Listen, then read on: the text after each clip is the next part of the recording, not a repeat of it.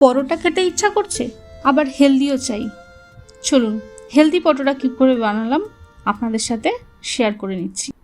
একটা বিটরুট খোসা ছাড়িয়ে ছোট করে কেটে, একটা কাঁচা লঙ্কা, 2 ইঞ্চি মতো আদার টুকরো, 1 টিস্পুন সল্ট দিয়ে জুসারে জুস বানিয়ে রাখলাম।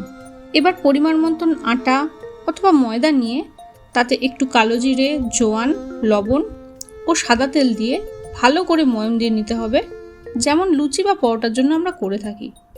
তারপর আগে থেকে করে রাখা বিটের জুস অল্প অল্প করে ঢেলে আটার ডোটা নরম করে মেখে রাখলাম। মনে রাখতে হবে যেন জল ভাবটা খুব বেশি না হয়ে যায়।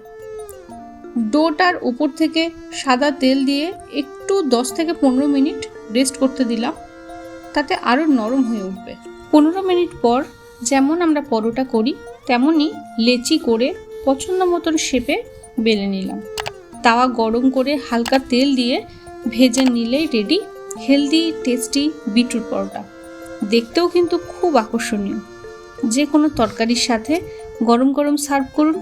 বাচ্চা বড় সবাই কিন্তু এই লাল রঙের পরোটা দেখে লোভ সামলাতে পারবে না।